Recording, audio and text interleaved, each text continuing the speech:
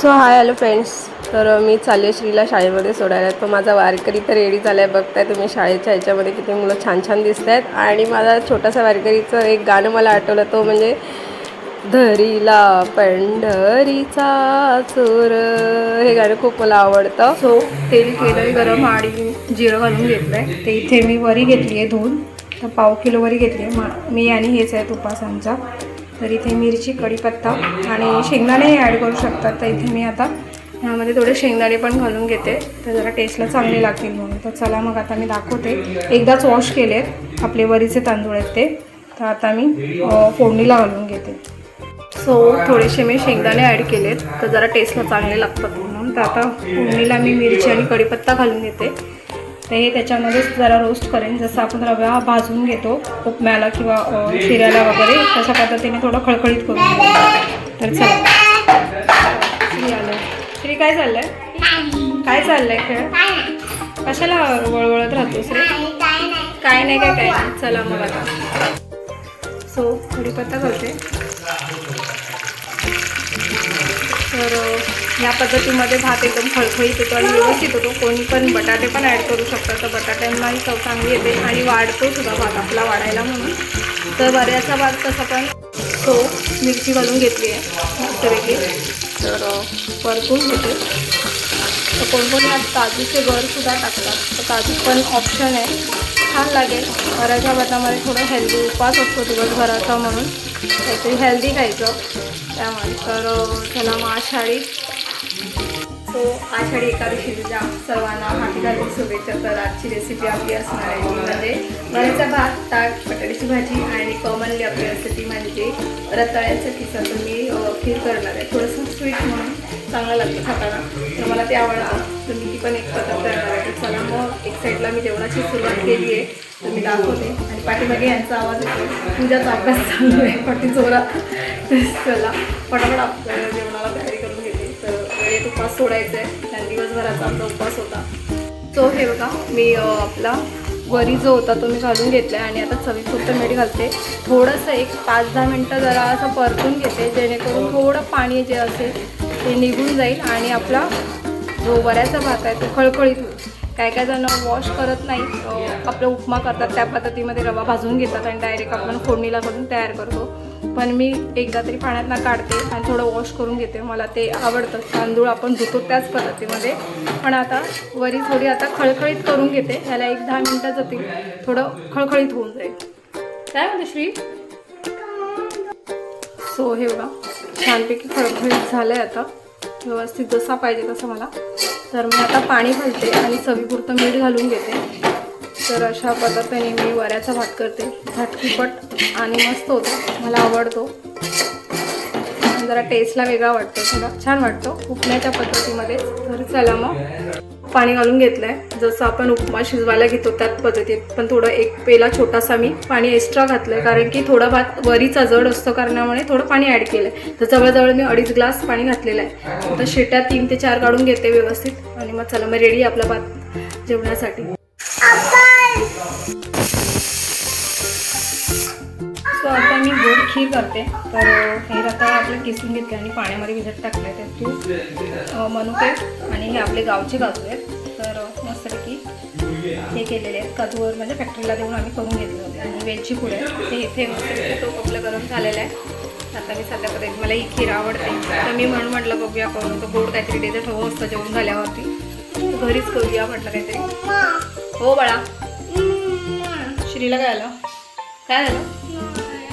खेळ खूप चालू असतात आता आणि खूप बडबडत असतो आता. चला हा बघा ह्याचं काय चालूच आहे, मनुके मनुके मनुके. काय रे वारकरी?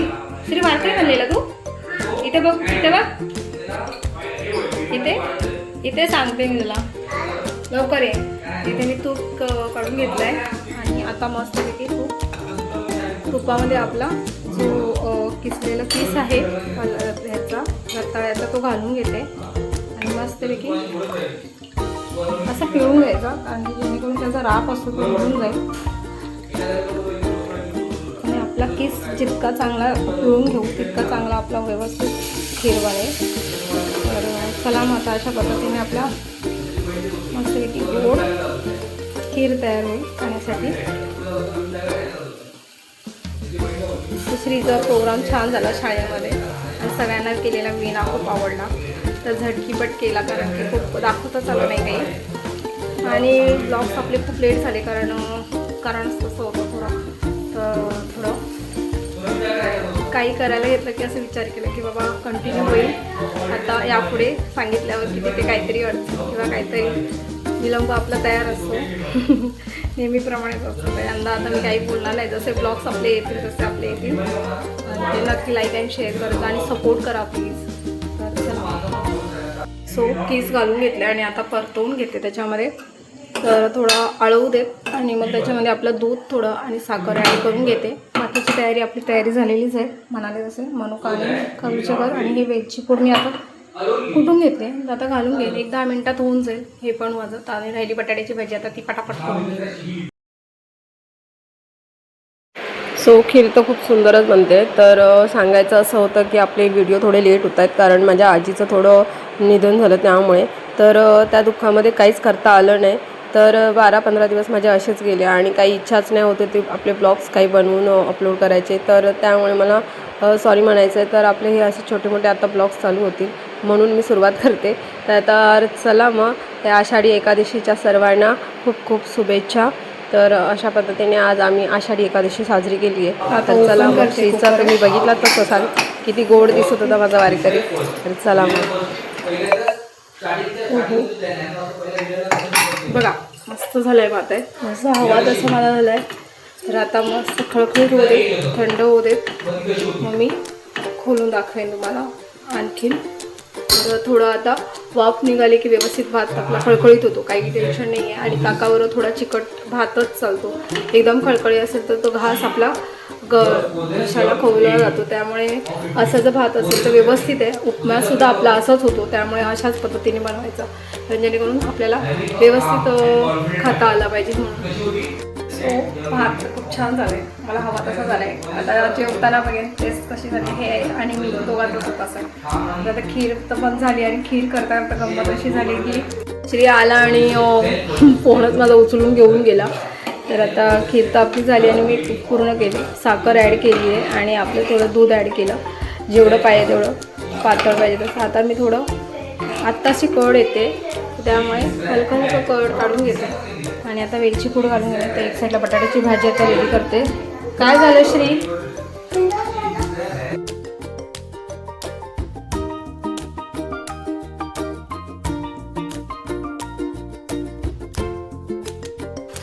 शेंगदाण्याचं कूट मीठ घालून घेतले. हळद नाही.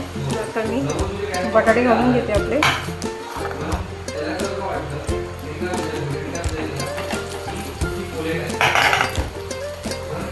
भाजी रेडी झाली आहे आपली मस्तपैकी.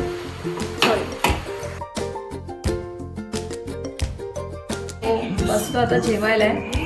तर बघते कशी खीर पहिली झाली आहे ते गोड पहिला खाऊन बघते. सुरुवात करते. श्री पण बसलाय बघा जेवायला. काय करते? कसं झालंय मम्मा?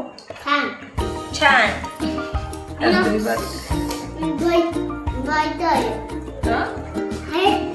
दही भात.